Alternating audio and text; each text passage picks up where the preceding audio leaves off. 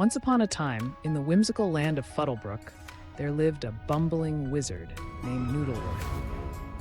Noodleworth was renowned throughout the kingdom for his spectacularly botched spells. Instead of turning pumpkins into carriages, he often turned them into pies. Instead of summoning a dragon for a majestic ride, he'd summon a dragonfly.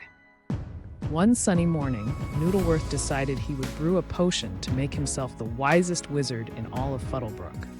He pulled out his trusty, if somewhat tattered spellbook and began gathering ingredients. Eye of newt? Check. Wing of bat? Check. Toenail of troll? Ew, but check, he muttered, wrinkling his nose. As Noodleworth stirred his bubbling cauldron, his clumsy apprentice, Pippin, stumbled into the room, tripping over his own shoelaces. Master Noodleworth, what are you concocting today? Pippin asked, trying to balance a stack of books that seemed to have minds of their own. A potion for wisdom, my boy. Soon I shall be the smartest wizard in the land. Noodleworth declared with a flourish, inadvertently knocking over a jar of powdered unicorn horn, which exploded in a cloud of glitter. Oh dear, not again!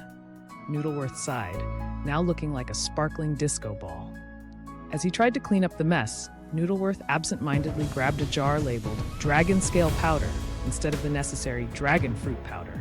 He tossed it into the cauldron, which emitted a strange whistling noise, followed by a loud pop. The potion exploded, filling the room with a thick pink smoke. When it cleared, Noodleworth found himself staring at an enormous fluffy pink bunny with his own beard and spectacles. Pippin, what have you done? Noodleworth exclaimed, shaking his bunny ears in bewilderment. Me? I didn't do anything. You're the one who... Oh, wait, Pippin said, realization dawning. You used dragon scale powder instead of dragon fruit powder. Noodleworth tried to glare at Pippin, but it's hard to be intimidating when you're a giant pink bunny. The apprentice stifled a giggle but couldn't hold it in. Soon, he was laughing so hard that he was rolling on the floor. Oh, stop it, Pippin. This is serious! We need to reverse the spell. Noodleworth huffed, hopping to his bookshelf. As Noodleworth frantically flipped through pages, Pippin finally composed himself and suggested, maybe we should ask the wise owl Hootsworth. He lives in the enchanted forest, remember? Reluctantly, Noodleworth agreed. And so, a pink bunny wizard and his still giggling apprentice set off for the enchanted forest. Upon arriving, they found Hootsworth perched majestically on a tree branch, looking down at them with bemusement. Well, what brings a fluffy wizard and his apprentice to my neck of the woods? Hootsworth hooted. Noodleworth explained the situation, his fluffy cheeks turning a deeper shade of pink with embarrassment. Hootsworth, after much thought, advised, the only way to reverse such a mishap is to find the rare giggleberry. It grows at the top of Mount Chuckle. But beware, the mountain is guarded by the fearsome tickling trolls.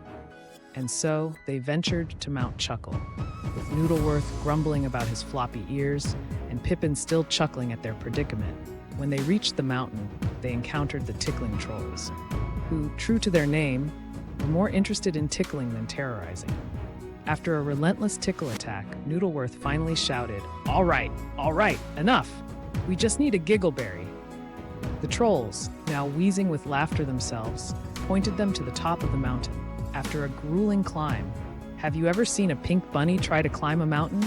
They finally reached the giggleberry bush.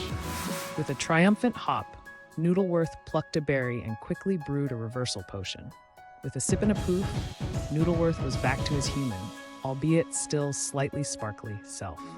Pippin, ever the loyal apprentice, burst into another fit of laughter at the sight of his master. And so, Noodleworth learned that sometimes, even the silliest of mistakes can lead to the most unforgettable adventures.